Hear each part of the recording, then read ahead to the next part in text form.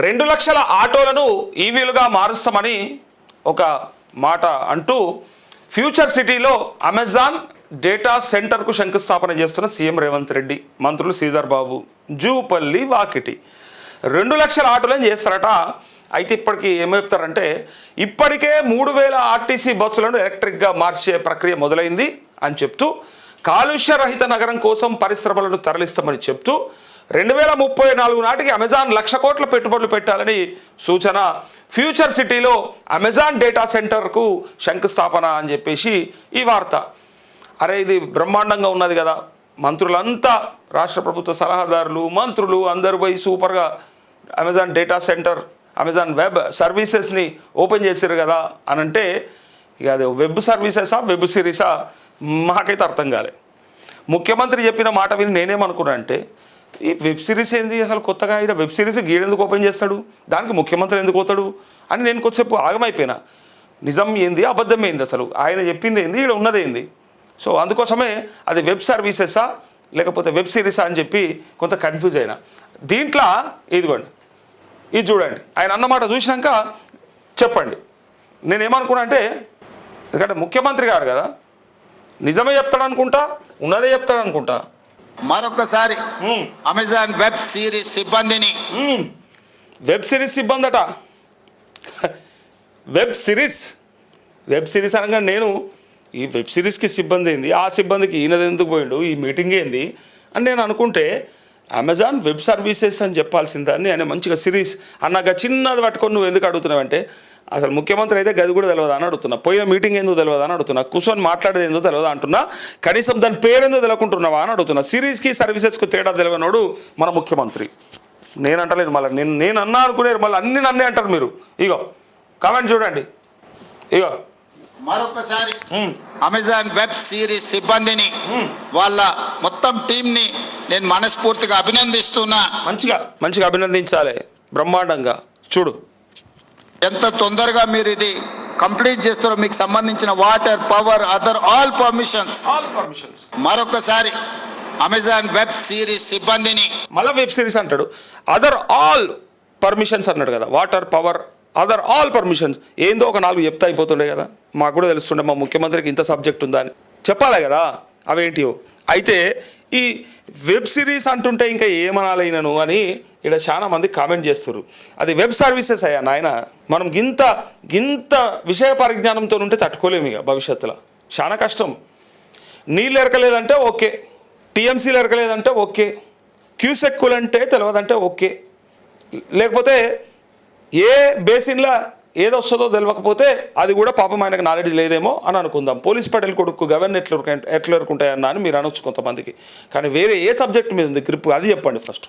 నేను ఇప్పుడు దీన్ని తప్పుగాను అసలు ఇది వార్తను అన్నాను గిదెందుకు చెప్తున్నవే, అసలు ఎన్ని పెట్టుబడులు ఎంత వస్తుంది అది కదా మనకు ముఖ్యమని అనేటోళ్ళు అనొచ్చు. కానీ నేనేమంటున్నా మన రాష్ట్ర ముఖ్యమంత్రికి అసలు ఏ సబ్జెక్టు మీద పట్టుందో చెప్పాలి.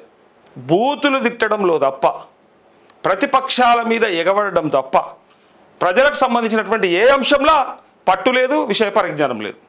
అంతా డొల్ల, అంతా ఉత్తదే. కనీసం కూర్చున్న జాల నేను ఏడో కూర్చున్నా ఏందని కూడా తెలియదా. దాశరథి యానో పుట్టిండంటివి నేను ఇవన్నీ కూడా ఆణిముత్యాలు కాబట్టి చెప్తున్నా.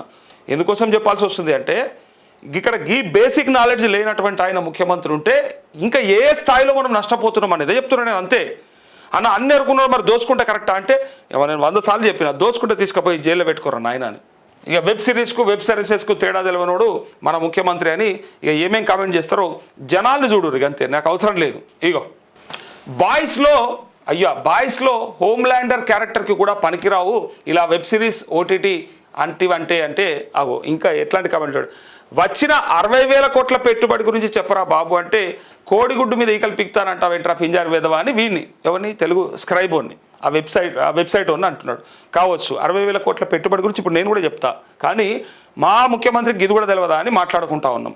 మన అన్న వెబ్ సిరీస్ చాలా చూస్తాడేమో అమెజాన్ ప్రైమ్లో, that's what education is more important అంటూ చదువు ఎంత ముఖ్యమో చూడండి అని చెప్తూ ఇక చూడండి చెప్పింది తప్పైనా ఎంత కాన్ఫిడెన్స్గా అన్నిసార్లు అంటున్నావు వెబ్ సిరీస్ అని, I need that confidence in my life అంటూ చెప్పింది తప్పైనా సరే కానీ బ్రహ్మాండమైనటువంటి కాన్ఫిడెన్స్తో చెప్పిండు.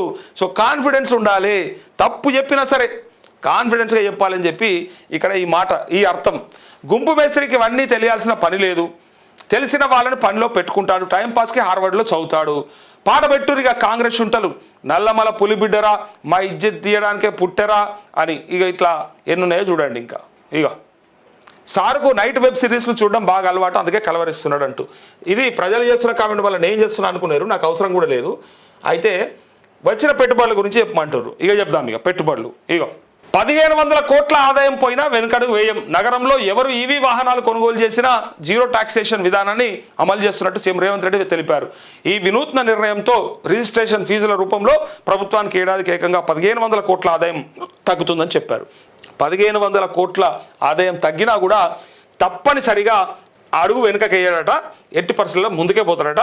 అందుకే ఇప్పుడు వచ్చినటువంటి పెట్టుబడి గురించి అమెజాన్ సంస్థ రాబోయే 14 ఏళ్లలో $7 బిలియన్ పెట్టుబడి పెట్టాలనే ప్రణాళికలు ప్రశంసనీయం. అయినా రాష్ట్రం నిర్దేశించుకున్న $1 ట్రిలియన్ ఎకానమీ ఏదైతే ఆర్థిక వ్యవస్థ లక్ష్య సాధనకు అవి సరిపోవని నా అభిప్రాయం. $1 ట్రిలియన్ ఎకానమీ కావాలి మన రాష్ట్రం అని చెప్పి మనం పెట్టుకున్నటువంటి ఏదైతే టార్గెట్ ఉందో దానికి ఇది సరిపోదు, ఇంకా ఎక్కువ రావాలని చెప్తున్నాడు. ఇంకా ఈ పెట్టుబడులు సరిపోదని చెప్తున్నాడు. 14 ఏళ్లలో $7 బిలియన్ పెట్టుబడి పెడతారు అంటే అలా డాలర్లది వస్తుంది అని ఇప్పుడు ఇందాక ఒక ఆయన చెప్పాడు పెద్ద మనిషి, అరే గంతగానం పెట్టుబడి వస్తుంటే దాని గురించి మాట్లాడవేంద్రా పింజారు వేదవా అన్నాడు. నన్ను కాదు, ఆ వెబ్సైట్ ఉన్ని. కానీ ఈయన ముఖ్యమంత్రి చెప్పిండు అసలు సరిపోవు, మన టార్గెట్కి అది రీచ్ కాదు అని ఆయన ఒప్పుకున్నాడు. ఇక ఇప్పుడు చెప్పండి, ఏం చెప్తారు? వేసుకోరు ఇక పాట ఇక.